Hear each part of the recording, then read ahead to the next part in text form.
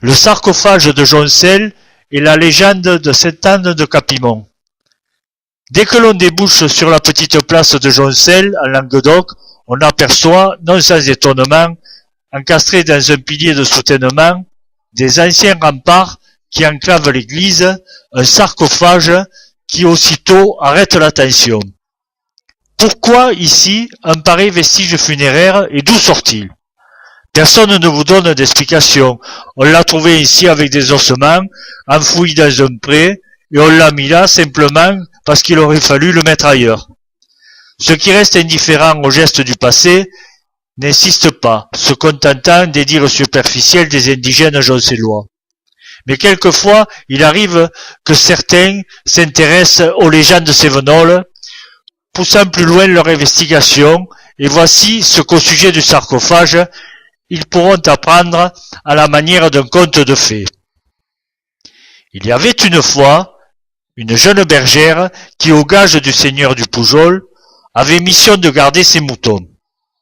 Elle les gardait sur la montagne de Capimont, dans la vallée de l'Orbe, assez loin de Joncel, qui n'existait pas encore au moment où ce fait va être raconté.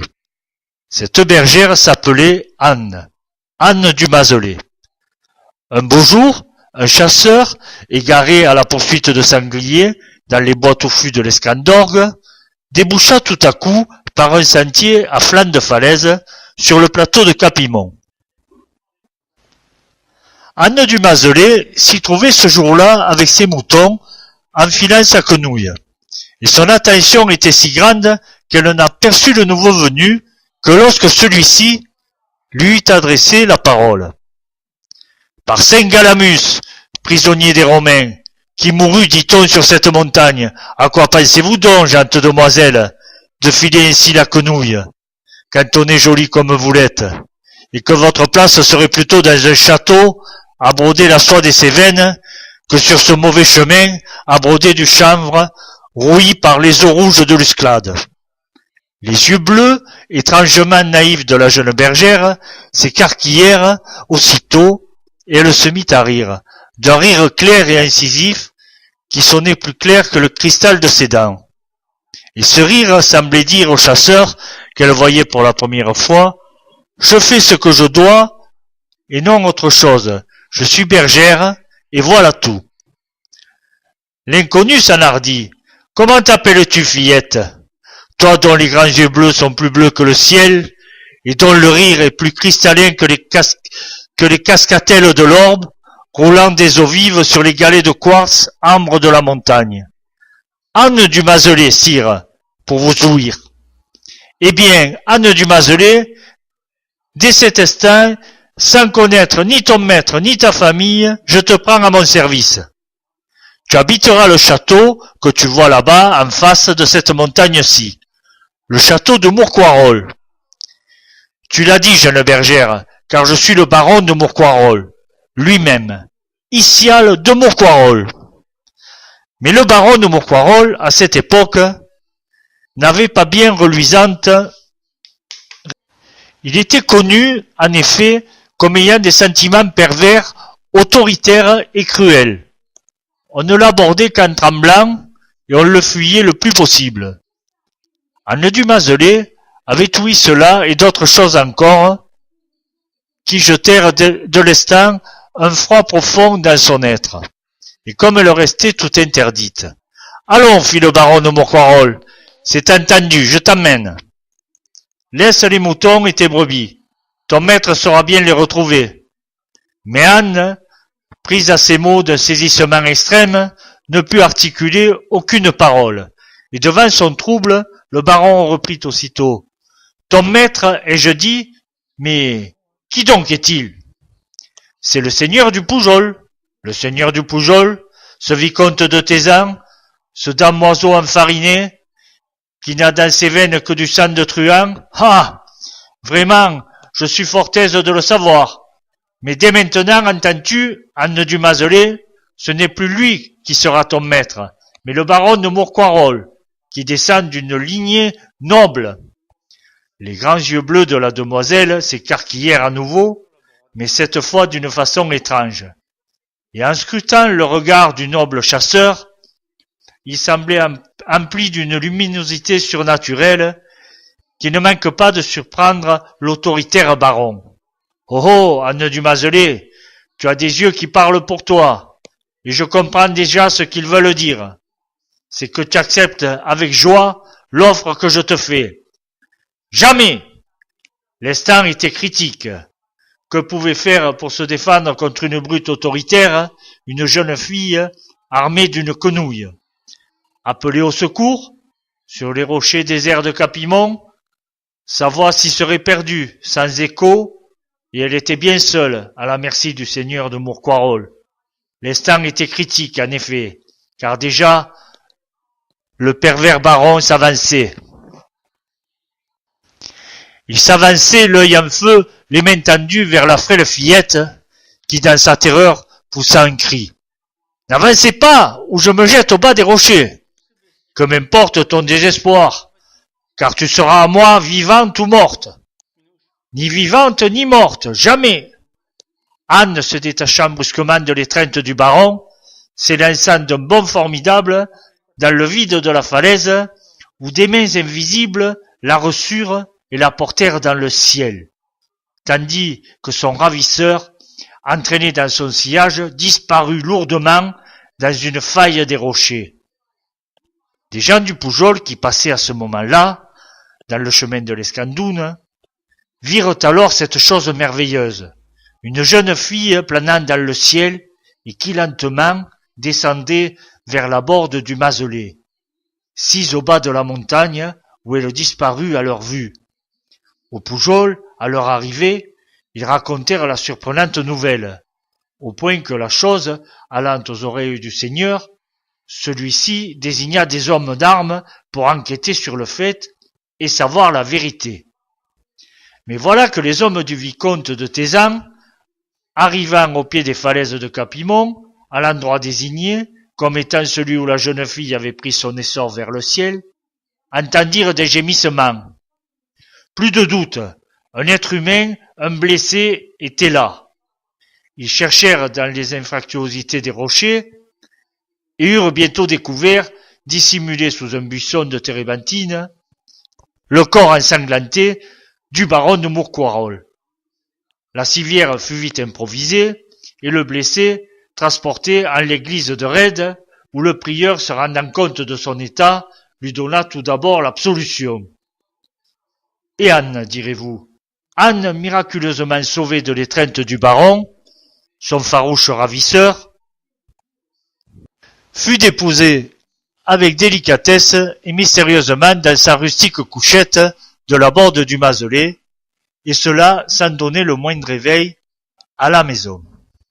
Ce n'est que lorsque les hommes du seigneur du Poujol, à qui la borde appartenait, vinrent demander à la bordière si elle n'avait pas vu une jeune personne descendre du ciel dans sa maison, que celle-ci, entendant des gémissements dans la chambre de la bergerie, et comprenant que quelque chose d'anormal se passait, alla vite se rendre compte de l'objet de ces gémissements. Anne, dans son lit, pleurait. « Anne, ma fille, Anne, qu'as-tu » Et Anne, ouvrant ses yeux et reconnaissant une personne amie, dit simplement « Oh, le mauvais rêve que je viens de faire, j'en suis encore tout apeuré. Figurez-vous, bordière, que j'ai rêvé qu'un homme méchant me poursuivait sur les rochers de Capimont. Je m'étais jeté au bas des rochers. Oh, bordière, c'est un bien mauvais rêve que je viens de faire. Mais pourquoi suis-je encore couché, puisque je vois le jour passer au travers des fentes des rochers? Ma fille, dit la bordière, je n'en sais rien moi-même. Je t'ai bien vu partir ce matin, mais je ne t'ai point vu revenir. Par où donc es-tu passé à ton retour? Par où suis-je passé? Quelle drôle de question me posez-vous là? Quand je sors, je passe par le grand portail de la montagne, et je rentre, mêmement. Par où voulez-vous donc que je passe? Anne, Anne, quelque chose de miraculeux vient de s'accomplir. Ton rêve est peut-être une réalité. Notre-Dame t'aura protégée, et c'est pour cela que tu es ici, sans savoir, ni moi non plus, comment tu es revenu. Anne, remise de sa terreur, se mit à sourire. Oh non, Bordière, ce n'est qu'un rêve, un mauvais rêve qui a fini avec la nuit. Le jour pointe et je vais me lever. Pourtant, il me semble que ma tête est bien lourde et que mes yeux ne peuvent pas encore s'ouvrir. Oh, Bordière, vous serez bonne de me laisser reposer encore un instant de plus. Repose, Anne, repose, ma fille. Et la Bordière quitta sans bruit la chambre de la bergère, de plus en plus intriguée elle-même. Parce que les hommes du Poujol venaient de lui dire, et parce que sa bergère venait de lui raconter. Les hommes du vicomte de Tézan s'en retournèrent, leur requête étant terminée, mais eux aussi comprenaient que quelque chose d'extraordinaire venait de se passer. Au prieuré de Saint-Pierre-de-Rède, le baron de Mourquarol avait trouvé gîte et couvert et secours. Mais ce secours était bien insuffisant en raison de son état presque désespéré. Il avait les jambes et les bras cassés, et en outre une grave blessure à la tête. Quand le prieur de Saint-Pierre eut reconnu la personnalité de moribond et entendu sa confession, il lui dit à titre de consolation, « Dieu seul peut vous sauver, s'il le juge à propos. Mais pour cela, offrez-lui, de plus s'il vous guérit, non seulement votre retour à la foi, votre vie, mais aussi de mettre à ses pieds votre richesse en construisant un endroit éloigné de toute civilisation, un monastère dont les larmes serviront à gâcher le ciment, dont vos mains poseront les pierres. Si Dieu vous excuse, baron Icial, vous partirez droit devant vous, et vous ne vous arrêterez que lorsque vous tomberez exténué de fatigue.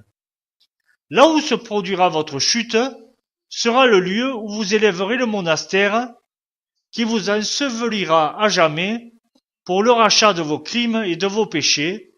Ainsi soit-il. » Le baron de Mourquarol, touché par le repentir, fit un vœu conforme à celui qui lui indiquait le prieur de Saint-Pierre-de-Rède. Et ce vœu dut plaire à Dieu, car peu de temps après, il sentit subitement ses membres reprendre leur souplesse et leur validité. Alors, obéissant à son vœu, il partit seul, avec un bâton et une besace de pèlerin, pleine d'or, se dirigeant droit devant lui.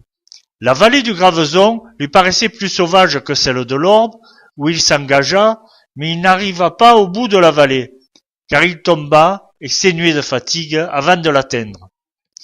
Il planta alors son bâton, déposa sa besace, et s'endormit, en renouvelant à Dieu sa promesse de construire à cet endroit sauvage et désert un temple de pénitence et de repentir. Le lendemain, à son réveil, en retirant son bâton du sol où il avait enterré la veille, il eut la joie de voir jaillir une source, et grâce à elle, il eut vite fait de construire une stèle précédant la construction du monastère, où il se referma pour toujours, offrant sa vie à Dieu, ainsi son vœu était accompli. Pendant ce temps-là, le prieur de Rède, qui avait reçu la confession d'Icial, confirma à l'archiprêtre de Boussague, de qui il dépendait, l'authenticité du miracle de Capimont. Une chapelle commémorative fut élevée au sommet de la montagne, sous le vocable de Sainte-Anne-la-Marieuse, tandis qu'Anne de Mazelay se retirait sous l'influence d'une volonté surnaturelle au couvent des Jaquettes à Béziers. Mais direz-vous, et l'histoire du sarcophage de Joncel, où la laissez-vous? Eh bien voici, ce sarcophage est simplement celui du père Icial, fondateur du monastère, car les ossements qui furent recueillis restaient, en ce qui concerne le crâne, les fémurs, la cassure révélatrice de la personnalité primitive à qui ils appartenaient, le baron de Mourquarol.